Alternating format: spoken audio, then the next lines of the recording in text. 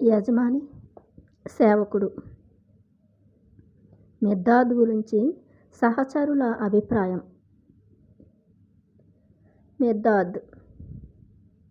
మిద్దాద్ షమాదం యొక్క ఒకే ఒక సేవకుడు కాదు. షమాదం, నీ సేవకులను లెక్క పెట్టగలవా?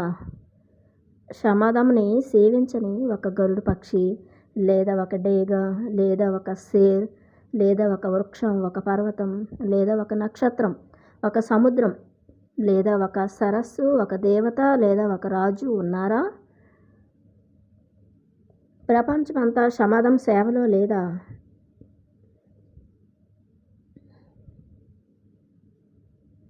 మిద్దాద్ షమాదం యొక్క ఒకే ఒక యజమాని కాదు. షమాదంని యజమానులను షమాదం నీ యజమానులను లెక్క పెట్టగలవా?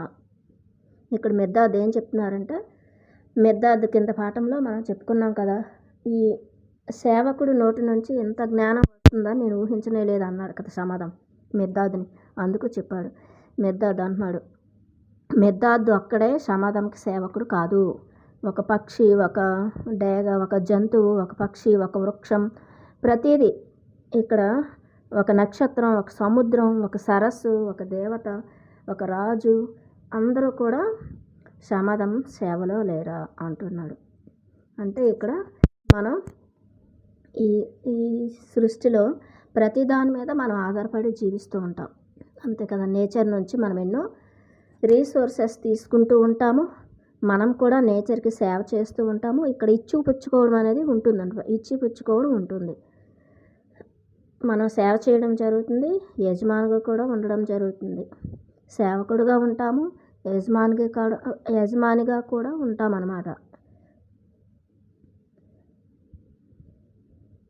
మిద్దాద్ అక్కడే షమాదం యొక్క యజమాని కాదు. ఇంకా ఎంతోమంది యజమానులు ఉన్నారు షమాదంకి. షమాదంతో సేవించబడిన ఒక కొమ్మరి పురుగు, లేదా మిన్నని, ఒక గుడ్లగోబ, లేదా ఒక పిచ్చుక, ఒక గులకరాయి, ఒక పెంకు పురుగు, ఒక మంచు బిందువు, లేదా ఒక చెరువు, ఒక యాచకుడు, లేదా ఒక దొంగ ఉన్నారా? షమాదంతో సేవించబడని షమాదము వీటన్నింటి సేవలు చేయించుకుంటున్నాడు. షమాదం వీటికి సేవలు అందించట్లేదు అని చెప్తున్నారు. లేదా షమాదం మొత్తం ప్రపంచాన్ని సేవించటం లేదా? ఒక మంచు బిందువు, లేదా ఒక చెరువు, ఒక యాచకుడు, లేదా ఒక దొంగ ఉన్నారా? షమాదం మొత్తం ప్రపంచాన్ని సేవించటం లేదా? తన పని చేయడంలో నీ పనిని కూడా చేస్తుంది ప్రపంచం. అది ఈ ప్రపంచం అంతా కూడా, ఈ సృష్టి, చరాచర సృష్టి, ప్రతి జీవి కూడా మన యొక్క పని చేస్తుంది. మనము అన్ని పనులు చేస్తూ ఉంటాం అన్నమాట. వాటికి మనం ఉపయోగపడతాం, అవి మనకు ఉపయోగపడుతూ ఉంటాయి.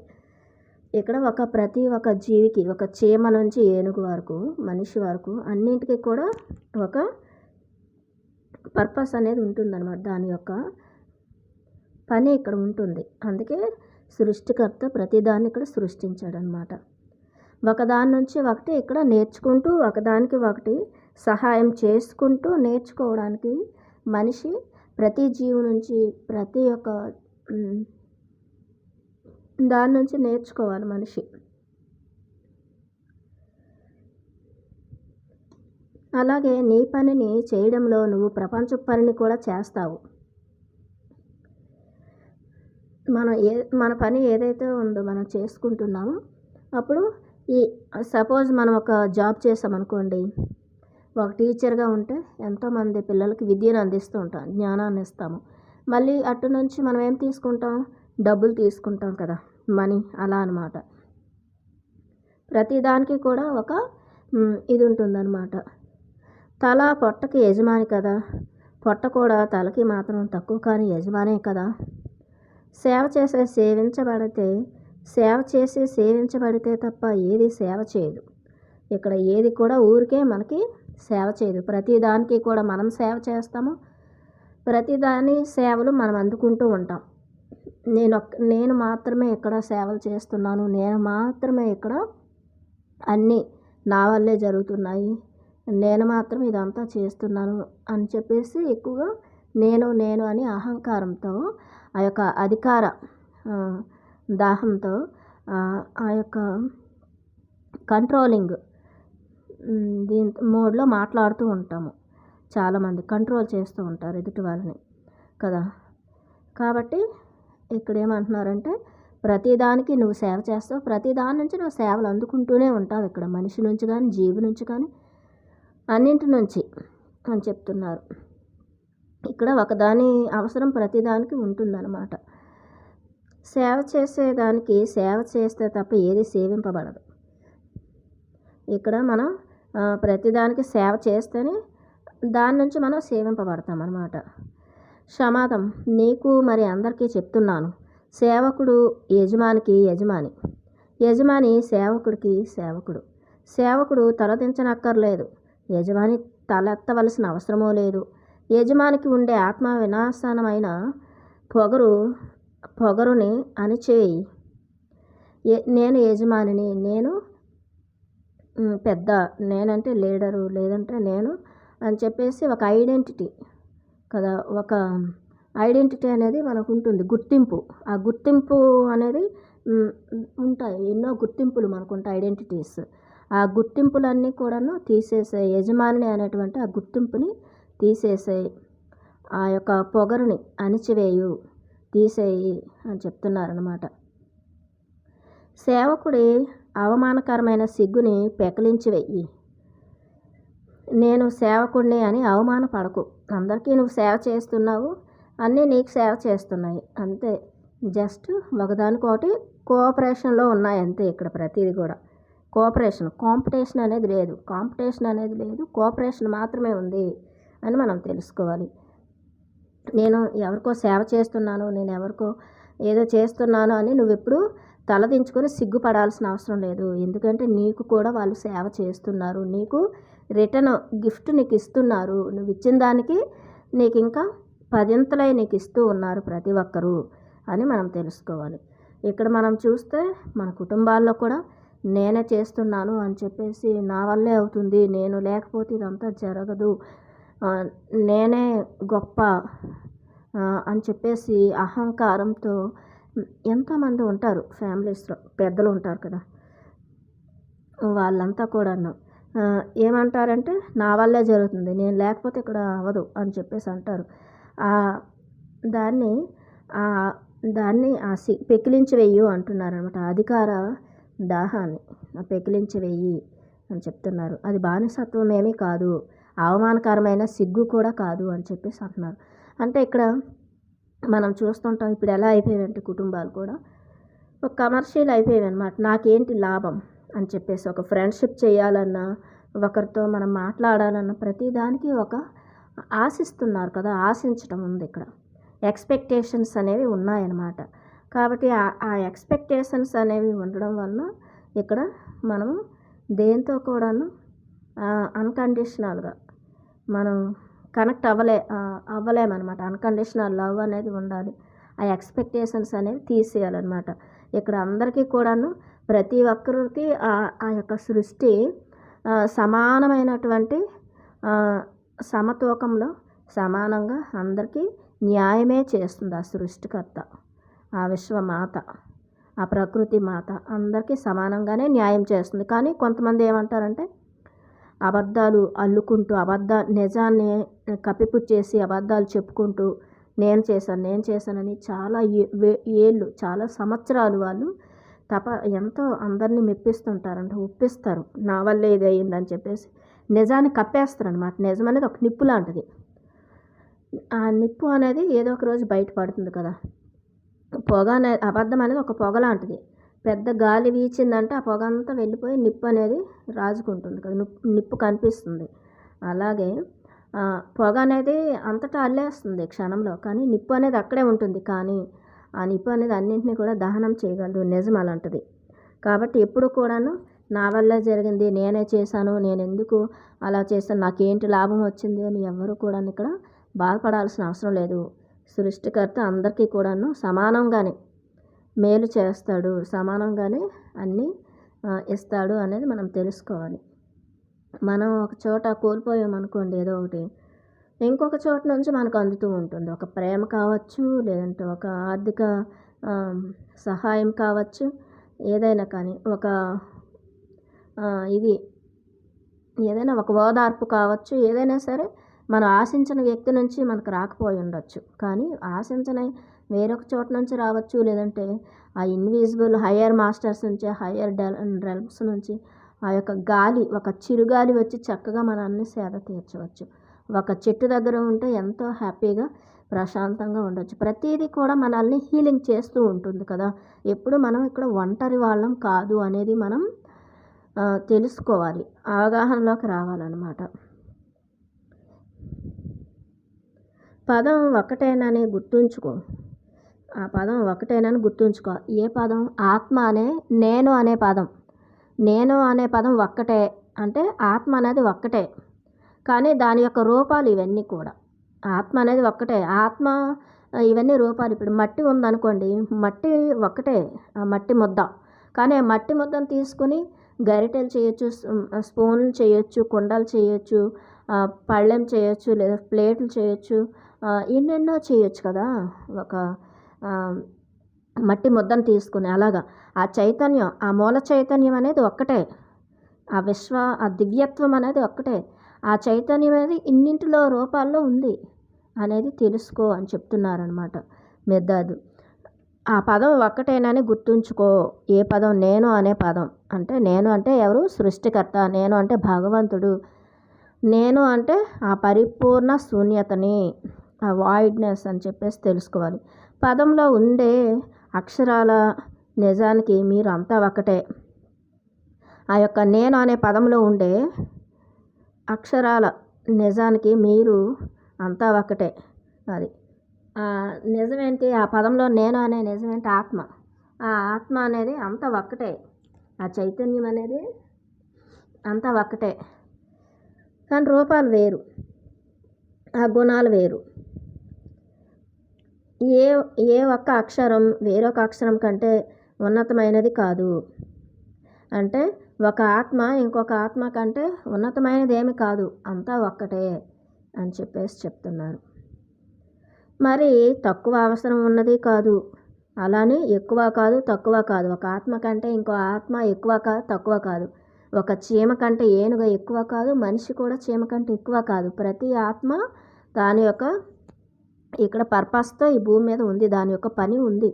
ఆ సృష్టికర్త తనని సృష్టించాడంటే దాని యొక్క ఇక్కడ పని ఉంది, దాని యొక్క ఉపయోగం ఇక్కడ ఉంది, ఉపకారం అనేది దాని యొక్క ఉపకారం ఇక్కడ ఉంది. అది కాబట్టి మనం తెలుసుకోవాలి. ఏది కూడా ఇక్కడ చెడ్డది, పనికిరానిది అంటే ఇక్కడ ఏమీ లేదు. అంతా కూడా అద్భుతమే, అంతా కూడా భగవంతుని దివ్యత్వమే, దివ్య ప్రేమే.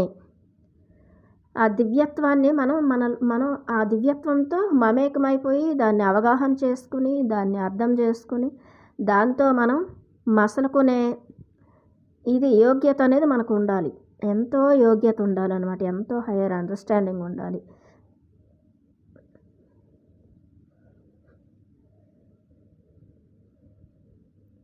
అన్ని అక్షరాలు ఒక అక్షరమే, ఒకే మాట కూడా. ఇక్కడ అన్ని అక్షరాలు అంటే ఇక్కడ అన్ని శరీరాలు, ఈ యొక్క అన్ని శరీర జంతువులు, పక్షులు, ఆ యొక్క నదులు, ఇక్కడ గ్రహాలు అన్నీ ఆత్మలే. ఈ ఆత్మలన్నీ కూడాను ఒకే అక్షరం నుంచి వచ్చాయన్నమాట. ఈ అక్షరాలన్నీ ఒకే అక్షరం, ఒకే మాట కూడా. ఇవన్నీ కూడా దివ్యత్వం నుంచే వచ్చాయి, ఆ దివ్య చైతన్యం నుంచి వచ్చాయి. ఈ అన్నింటిలోనే, ఈ బొమ్మల్లో, ఈ రూపాలన్నింటిలోనే ఆ దివ్యత్వమే ఉంది, ఆ దివ్య ప్రేమ ఉంది. ఆ దివ్య ప్రేమ అన్నింట్లోనే దాగి ఉంది. తనను తాను దర్శించుకుంటుంది, తనని తాను చూసుకుంటుంది. ఆ రూపాల్లో నుంచి తనను తాను తెలుసుకుంటుంది, తనేంటి అనేది.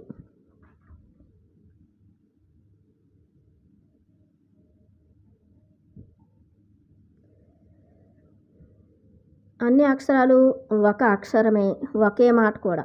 అనిర్వచనీయమైన ఆత్మ ప్రేమను అంటే ప్రతి ఒక్కరితో, ప్రతి దానితో ప్రేమించడంలో ఉన్న తాత్కాలిక పారవశ్యతను తెలుసుకోవాలి అంటే అలాంటి ఏకాక్షర పదాలను మీరు కావాలి, అలాంటి ఏకాక్షర పదాలుగా మీరు కావాలి. అంటే ఇక్కడ ఏకాక్షర పదం అంటే ఏంటి? నేను. అంతే. నేను అంటే ఆత్మ అని ఒకే ఒక్కటి అనేది మనం తెలుసుకోవాలి. అన్ని ఆత్మలతోనే మనం ప్రేమలో పడాలి. అన్ని ఆత్మల్లో ఉన్నటువంటి ఆ దివ్యత్వాన్ని మనం అనుభూతి చెందాలి. మన దివ్యత్వంని మనం అనుభూతి చెందాలి. అన్నిట్లో ఉన్నటువంటి ఆ యొక్క చైతన్యాన్ని, ఆ దివ్యత్వాన్ని మనం అనుభూతి చెందాలి, అనుసంధానం అవ్వాలి.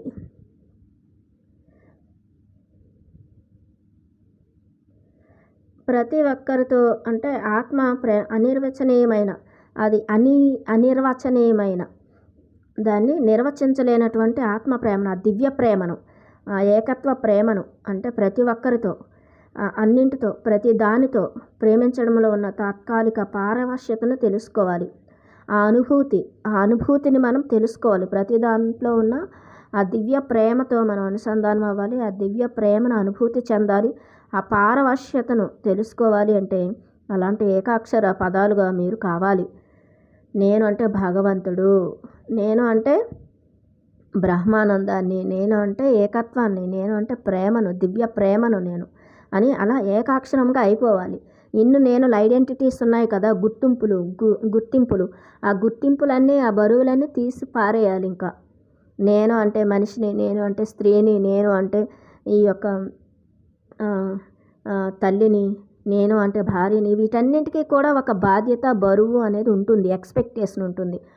ఆశిస్తాం ప్రతి దాని నుంచి. ఒక బిడ్డ నుంచి తల్లి మళ్ళీ ఆశిస్తూ ఉంటుంది, తను ప్రేమించాలని, ఆ బిడ్డ మళ్ళీ చేయాలని. లేదంటే భర్త నుంచి ఆశిస్తూ ఉంటుంది, తను చేసిన దానికి. ప్రతి దాని నుంచి ఆశించటం, ఎక్స్పెక్టేషన్స్ అనేవి ఇక్కడ ఉంటాయి. కానీ ఎలాంటి ఎక్స్పెక్టేషన్స్ లేకుండా ప్రతి దానికి నేను సేవిస్తున్నాను, ప్రతి ఒక్కరి సేవను నేను అందుకుంటున్నాను అనేటువంటి ఆ సమానత్వ భావాన్ని, ఆ భావన అనేది మనం పెంచుకోవాలి. మన లోపల ఆ భావన అనేది లేదనుకోండి, నేనే అంతా ఇచ్చేసాను, నేనే అంతా చేసేసాను, నేనే అక్కడ ఎక్కువ టైం ఇచ్చాను, ఎక్కువ ఎనర్జీ ఇచ్చాను, ఎక్కువ అంత ఇచ్చాను, కానీ నాకు అటు నుంచి ఏమీ రాలేదని మనం ఎప్పుడు కూడా అబద్ధాన్ని అల్లుకోకూడదు. మనము చూడాలి అటునుంచి మనకి ఎంత మేలు జరిగింది. ప్రతిదాన్ని నిజాయితీగా మనం క్యాల్కులేషన్ చేసుకొని, ఓకే ఇద్దరం కూడా ఇచ్చిపుచ్చుకోవడం అనేది అక్కడ జరిగింది అనేది తెలుసుకోవాలి. అదేదీ లేకుండా కూడా విశ్వాత్మ ఊరికే మనల్ని కలపదు కదా. ఎవరికి ఏ కార్యకారణ సంబంధం అనేది ఉంటుంది కదా ప్రతి ఒక్కరితో మనకి. అక్కడ ఏదో ఒకటి మనం ఇచ్చిపుచ్చుకోవడం అనేది, నేర్చుకోవడం అనేది ఉంటుంది ఆ యొక్క పరిస్థితుల్లో, ఆ మనుషులతో. అది ఆ తాత్కాలిక పారవశ్యతను తెలుసుకోవాలి. అందరితో ప్రేమలో ఉన్నప్పుడు తాత్కాలికంగానే ఉంటాయి ఆ ప్రేమలు. ఉండొచ్చు, రేపు విడిపోవచ్చు, ఎవరి పనిలో వాళ్ళు పడవచ్చు. కానీ ఆ తాత్కాలిక పారవశ్యతను మనం అనుభూతి చెందాలి. అలాంటి ఏకాక్షర పదాలుగా మీరు కావాలి. నేను భగవంతుడిని అనేది మీరు తెలుసుకోవాలి అంటున్నారనమాట. ఒక యజమాని ఒక సేవకుడితో, లేదా ఒక సేవకుడు ఒక యజమానితో, అలా కాకుండా ఒక సోదరుడు తన సోదరునితో మాట్లాడినట్లు నీతో నేను మాట్లాడుతున్నాను. ఇక్కడ నువ్వు సమాధం, నువ్వు యజమానివని, నేను సేవకుడిని కాకుండా మన ఇద్దరు అన్నదమ్ముల్లాగా, ఒక అన్న ఒక తమ్ముడులాగా, ఒక సోదరి భావంతో, సోదరుడు అనే భావంతో, నేను ఆ భావనతో నేను మాట్లాడుతున్నాను అని చెప్తున్నారు మిర్దాద్. నా మాటలు నిన్ను ఎందుకు కలవరపరుస్తున్నాయి అడుగుతున్నారు మిర్దాద్ సమాధంని. సమాధం ఏం చెప్తున్నాడు, నీ మాటలు నన్ను చాలా కలవర పెడుతున్నాయి అని. సత్యం అనేది మరి అంతే కదా, కఠినంగా ఉంటుంది. సత్యాన్ని అర్థం చేసుకోవాలంటే మరి భయమే కదా. ఎందుకంటే వాళ్ళ అబద్ధాన్ని వాళ్ళు ఆ ముసుగులు తీయాల్సి వస్తుంది. ముసుగులు ఉంటాయి కదా, అబద్ధాన్ని నిజంగా చూపించడం, భ్రాంతుల్లో ఉంచడం, నేను అనేటువంటి అహంకారాన్ని చూపించడం, ఈ గర్వము, ఇవన్నీ కూడా నా ముసుగులన్నీ కూడా తొలగిపోతుంటాయి సత్యాన్ని చెప్పేటప్పుడు. అది కావాలనుకుంటే నువ్వు నన్ను నిరాకరించు, నేను మాత్రం నేను నిరాకరించను అంటున్నారు మిర్దాద్. నన్ను నువ్వు వదిలేసినా నేను వదలను, నేను ఒక్కటే అని చెప్తున్నాడు మిర్దాద్. నా వెన్ను మీద ఉన్న మాంసం నీ వెన్ను మీద ఉన్న మాంసమే తప్ప వేరు కాదని నేను ఇంతకుముందు చెప్పలేదా అంటున్నారు. అంతే కదా, ప్రతి ఒక్కరిలోని అదే శరీరం, ఆ పంచభూతాలతో తయారైన శరీరమే కదా అందరిలో ఉన్నది, అదే రక్తము, అంతే కదా, అవే అరిషడ్వర్గాలు, అవే ఎమోషన్స్, అదే ఒక ఆత్మ యొక్క ఆ యొక్క లెసన్స్, సోల్ లెసన్స్. అందరికీ కూడా ఆ డ్రామాలు అందరికీ అవే కదా నేర్చుకునేవి. కాబట్టి ఇక్కడ అవగాహనలోనే లోపం ఉంది అంతే. అవగాహన, వాళ్ళకి అర్థం చేసుకునే శక్తి లేదు, ఒకరికి అర్థం చేసుకునే శక్తి ఉంటుంది. మనం అంతా ఒక్కటే, ఆ దివ్యత్వంలోని భాగాలమే అనేది తెలుస్తుంది. ఏకత్వంలోని ఒక భాగాలమే మనం కూడా తెలుస్తుంది, ఏకత్వమే అని తెలుస్తుంది. కానీ ఎవరైతే అది ద్వంద్వత్వంలో ఉంటారో వేర్పాటువాదంలో ఉంటారు. వేరువేరుగా చూస్తారు అన్నింటినీ. స్వార్థం అనేది నేను అనేట ఒక అహంకారము, స్వార్థం ఉంటుందో వారికి ఇదంతా అర్థం కాదు ఈ సత్యం. నిన్ను కాపాడుకోవాలనుకుంటే నా నాలుకను అదుపులో పెట్టుకో అంటున్నారు. నిన్ను నీవు కాపాడుకోవాలనుకుంటే నీ నాలుకని అదుపులో పెట్టుకో అంటున్నాడు మిర్దాదు. నీ నాలుకని అదుపులో పెట్టుకో అని చెప్తున్నారనమాట. నేను అనే అహంకారంతో నువ్వు చిందులు వేయొద్దు అని చెప్తున్నారు. నీ హృదయంలో బాధ లేకుండా ఉండాలి అంటే నీ హృదయాన్ని నా ముందు తెరుచు అంటున్నారు. నీ హృదయంలోని బాధ అనేది ఉంది అంటే నువ్వు ప్రతిదాన్ని కూడా దాచేస్తున్నావు, కప్పుకుంటున్నావు, ముసుగులు వేసుకుంటున్నావు కదా. హృదయమే అనే ఆ అంతర్వాణి నోరు నొక్కేసి నువ్వు అహంకారంతో మాట్లాడుతున్నావు, నీ వ్యక్తిత్వంతో నువ్వు మాట్లాడుతున్నావు, నీ సంస్కారాలతో నువ్వు మాట్లాడుతున్నావు. అవన్నీ తీసేసి నీ హృదయాన్ని ఓపెన్ చేయి. నీ హృదయాన్ని నా ముందు తెరుచుకుని ఉండు. హృదయాన్ని తెరిపించుకుని ఉండు. హృదయాన్ని ఓపెన్ చేసుకో. అప్పుడు నీ హృదయంలో కూడా ఆ హృదయ శుద్ధి జరుగుతుంది. ఆ భావన ఏదైతే నేను తక్కువ నువ్వు ఎక్కువ అని నీకుందో, నేను సేవకుడిని నువ్వు యజమాని అని నీకు ఆ భావన ఏదైతే ఉందో నా పట్ల చిన్న చూపు అదనేది ఆ భావన అనేది తీసేసాయి. అందరూ హృదయంలో ఉన్నది ఆ దివ్యత్వమే ఉంది కదా. ఆ దివ్యత్వంతో కనెక్ట్ అవ్వు. నేను నువ్వు ఒకటే. అందరం ఇక్కడ ఒకరికొకరు సేవలు ఇచ్చిపుచ్చుకుంటున్నాము. నేను ఎక్కువ చేస్తున్నాను అనేటువంటి ఆ భావన తీసేసే, అహంకారాన్ని తీసేసే అని చెప్తున్నారు. ఎవరైతే నేను చేస్తున్నాను నా వల్లే అయిపోతుంది, నేనే ఎక్కువ చేస్తాను అనుకుంటారు, వాళ్ళకి ఎక్కువ వ్యధ, బాధ, ఆందోళన ఇవన్నీ ఉంటాయన్నమాట. పక్క వాళ్ళు ఏమి చేయట్లేదు, నేనే అంతా చేసేస్తున్నాను, నా వల్ల ఇదంతా కుటుంబం అనేది నా వల్లే ముందుకెళ్తుంది, నా వల్లే వాళ్ళు అలా ఉన్నారు, వీళ్ళు ఇలా ఉన్నారు అనుకున్నప్పుడు అదొక పెద్ద గందరగోళానికి కదా దారితీస్తుంది. ఎందుకంటే అందరూ ఒకరికొకరు ఉపయోగపడుతూ ఉంటారు. వాళ్ళు కూడా మనకి ఎన్నో విషయాలు ఉపయోగపడతారు కదా. అది కూడా మనం అర్థం చేసుకోవాలి. కానీ ఇక్కడ సమాధం ఏం చెప్తున్నాడంటే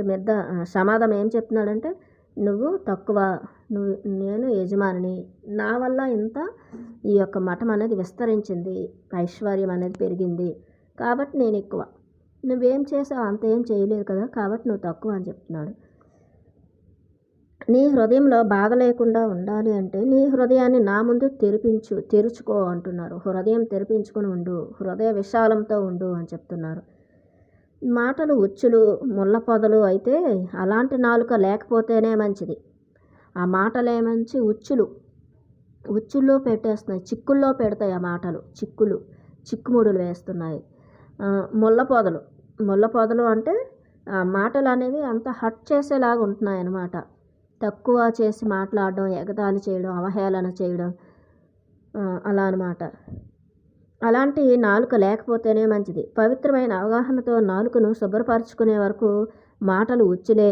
పవిత్రమైన మాటలు, ఆ యొక్క పవిత్రమైన మాటలు, సత్యం జ్ఞానంతో కూడిన ఆ పవిత్రమైన మాటలు మాట్లాడగలిగితేనే మాట్లాడు, లేదంటే ఆ నాలుకను శుభ్రపరచుకునే వరకు మౌనంగా ఉండు అంటున్నారు. పత్రిసార్ కూడా మనకు చెప్తారు కదా, వాక్శుద్ధి అనేది ఉండాలి, ఏది పడితే అది మాట్లాడొద్దు అంటారు. అవి గాయాలు చేస్తాయి. ఆ మాటలు ఎలా ఉంటాయంటే ఆ ఉచ్చులు, ముళ్ళ కంపలు, ఆ మాటలు అవి మనిషిని గాయాలు చేస్తాయి. ఉచ్చుళ్ళు అవి ఆ మనిషిని గాయాలు చేస్తాయి ఆ మాటలు అన్నమాట, ఒక ఉచ్చులు అని చెప్తున్నారు. మీ హృదయాలను శోధించండి అని నేను ఆదేశిస్తున్నాను అంటున్నారు మిర్దాదు. ఆ యొక్క మఠాధిపతులకి చెప్తున్నారు, మీ అందరి హృదయాన్ని మీరు శుద్ధి చేసుకోండి, హృదయాన్ని శోధించండి, మీ హృదయం లోపలికి వెళ్ళండి అంటున్నారు. అందులో ఉన్న అడ్డంకులన్నింటినీ తొలగించండి. మీ యొక్క భావనలను అన్నింటినీ కూడాను, ఆ సంస్కారాలన్నీ శుద్ధి చేసుకొని, ఆ భావనలన్నింటినీ కూడాను శుద్ధి చేసుకుని, భావశుద్ధి, నేను నాది అనేటువంటి అహంకారాన్ని అన్నింటినీ తీసేసి ఆ యొక్క దివ్యత్వాన్ని, ఆ దివ్య ప్రేమను మేల్కొల్పుకోండి. మీరే అది, మీలో అది ఉంది, మీరే అది, కానీ మీరు కాని దాన్ని మీరు కలిగి ఉన్నారు, అహంకారాన్ని. కాబట్టి దాన్ని మీరు అడ్డంకులను తొలగించుకోండి. ఆ దివ్య ప్రేమకి విరుద్ధంగా మాట్లాడుతున్న అడ్డంకులను వాటన్ని తొలగించుకోండి. మీ నేను ఇంకా పొత్తిగుడ్డలలోనే చుట్టబడి ఉంది. అంటే ఈ యొక్క పొత్తిగుడ్డలు అంటే ఏంటి? ముసుగులు. నేను అంటే అవన్నీ కూడా. నేను అంటే సమాధం, నేనంటే ఇక్కడ ఒక మఠాధిపతిని, అధికారిని, నేను నాది అని చెప్పేసి అహంకారంతో కూడిన ఐడెంటిటీస్ అవన్నీ తీసేసి చక్కగా నేను అంటే ఆత్మను, నేనంటే భగవంతుడిని, నేను దివ్య ప్రేమని, నాలో ఏదైతే ఉందో అంతటా అదే ఉంది, నేను ఏదైతే అయి ఉన్నానో అంతా అదే అని చెప్పేసి అనుకోవాలి. అన్నింటితో అలా కలగలిసిపోయి కలుపుకోపోవాలి అని చెప్తున్నారనమాట. వాటిని మీరు తొలగిస్తే తప్ప మీరు దేవుడి మాట ఒకటేనని, ఆ మాటతోటే అది సృష్టించిన అన్ని ప్రపంచాలతోటే శాంతితో ఉండగలరని తెలియదు. మీరు ఎప్పుడైతే ఆ పొత్తిగుడ్డలను, ఆ ముసుగులు తీసేయాలి. ఆ యొక్క అహంకారంతో కూడినటువంటి నేనులు ఉన్నాయి కదా, నేను నాది అనేటువంటి ఆ ఐడెంటిటీస్ అన్నీ తీసేసి చక్కగా నేనంటే భగవంతుడు, నేనంటే దివ్య ప్రేమను, నేను అంటే ఆత్మను, నేనొక సృష్టికర్తను అని మీరు తెలుసుకుని చక్కగా అన్నింటితో కలుపుకొని ఆ యొక్క మాట కూడా దేవుడి మాటలాగా మాట్లాడగలిగితే, భగవంతుడిలాగా శాంతితో మీరు ఉండగలిగితే కనుక ఈ సృష్టి అంతటితోని, ఈ ప్రపంచం ఈ అన్ని ప్రపంచాలతోని, అన్ని జీవులతో కలగలిసిపోయి శాంతిగా మీరు ఏకత్వ భావనతో అన్ని హృదయాలతో కూడా కనెక్ట్ అయ్యి చక్కగా ఆ ఏకత్వాన్ని అనుభూతి చెందగలిగితే, ఆ దివ్య ప్రేమను అనుభూతి చెందగలిగితే, ఆ అన్నింట్లో ఉన్న దివ్యత్వాన్ని మీరు అనుభూతి చెందగలిగితే అప్పుడు మీరు శాంతితో ఉండగలరు అని చెప్తున్నారు. లేదు అంటే ఈ వేర్పాటువాదంతో నువ్వు వేరు, నేను వేరు, అది వేరు, ఇది వేరు అన్నీ ఇంకా మొత్తం గందరగోళాన్ని సృష్టించుకుంటా ఆ మాటలతో. ఉచ్చులు, ఆ ముళ్ళ పొదలు, ఆ యొక్క మాటలు అనేవి గాయాలు చేస్తాయన్నమాట. మాటలు ఆ యొక్క ఏకత్వ భావన నీ హృదయంలో లేకపోతే, ఇక్కడ దేనికి ఇదంతటి కారణం ఏంటి? సమాధము నేను నాది అనే అహంకారంతో ఉన్నాడు కదా. నేను అధికారిని, నేనే ఇక్కడ యజమానిని, నేనే ఇదంతా ఇదంతా కూడాను, ఈ మఠాన్ని ఇంత ఐశ్వర్యం అంతా నేనే పెంచాను, నా వల్లే జరిగిందని గర్వంతో ఉన్నాడు కదా. అందుకు మెద్దాదు సమాధంకి చెప్తున్నాడు, ఎప్పుడు కూడా నీ ఒక్కడి వల్లే అంతా జరిగిపోతుంది అనుకోవద్దు, అన్నీ ఉండాలి. ఒక పని జరగాలంటే ఎంతోమంది చేతులు ఉంటేనే ఆ పని జరుగుతుంది కదా ఏదైనా. అంతే తప్ప నేను మాత్రమే ఇది చేస్తున్నాను, నేనే అంతా అనుకుంటే మాత్రం ఇక్కడ కుదరదు అని చెప్తున్నారనమాట మెద్దాదు. నోవాకి అలానే బోధించాను, అలానే మీకు బోధిస్తున్నాను అంటున్నారు మెద్దాదు. నోవా అంటే ఆ యొక్క ఫస్ట్ ఎవరైతే ఆ మఠాన్ని నోవా మూల పురుషుడు ఉన్నారు కదా, ఆయన పెద్ద ఆయనకి కూడా ఇదే చెప్పాను నేను నాది అనేటువంటి పదాన్ని ఇక్కడ నేను నాది అనేది ఇక్కడ ఉపయోగించొద్దు. నేనంటే భగవంతుడు అన్నట్టు మాట్లాడాలి. నేను అంటే సృష్టికర్త, నేనంటే ప్రేమను, అంతా ఒక్కటే అనేటువంటి ఏకత్వ భావనను కలిగి ఉండాలి హృదయంలో. అన్ని హృదయాల్లోనూ అదే దివ్యత్వం ఉంది అని చెప్పేసి అర్థం చేసుకోవాలి అంటున్నారనమాట. నరోండ ఇక్కడ అందరికంటే చిన్న మఠాధిపతి మాట్లాడుతున్నారు. ఆ తర్వాత సిగ్గుతో తల వంచుకున్న మమ్మల్ని వదిలి మెద్దాదు తన గదిలోకి వెళ్ళిపోయాడు. నోరు మెదపలేని నిశ్శబ్దంలో కొంతసేపు ఉండి సహచరులు మెద్దాదు గురించి వారి వారి అభిప్రాయాలు తెలియబరుస్తూ వెళ్ళారు. అంతవరకు మెద్దాదు ఇదంతా బోధించాడు కదా వాళ్ళందరికీ, ఆ గురువులకి. అప్పుడు వాళ్ళందరూ ఒక్కొక్కరు ఈ వాళ్ళ యొక్క అభిప్రాయాలు తెలియజేస్తున్నారు. వాళ్ళకి ఏమర్థమైంది ఈ జ్ఞానం నుంచి అనేది. సమాధం అంటున్నాడు, ఒక యాచకుడు రాచకిరీటం గురించి కలలు కంటున్నాడు అంటున్నాడు సమాధం. ఒక యాచకుడు అంటే ఒక భిక్షగాడు ఇక్కడ రాజకిరీటం పెట్టుకోవాలని, నేను రాజును అవ్వాలని, నేను ఒక యజమాని అవ్వాలని ఇక్కడ కలలు కంటున్నాడు అంటున్నాడు అనమాట. చూడండి, అవహేళన చేస్తున్నాడు మెద్దాదుని. మైకేయన్ అతను ఒక గురువు అనమాట. అతను అంటున్నాడు, అతడు ఓడలో దొంగతనంగా ప్రయాణం చేసేవాడు. నోవాకి అలానే బోధించాను అని అతడు అనలేదా అంటున్నారు. నోవా ఏదైతే ఒక పడవను తయారు చేసుకొని పడవలో తన కుటుంబాన్ని, కొన్ని జంతువుల్ని అన్నింటినీ పెట్టుకొని ఆ యొక్క ఆల్టార్ పీక్ అనే ఆ పర్వతం పైకి వచ్చేసాడు కదా, ఆ జలప్రలయం నుంచి తప్పించుకుని.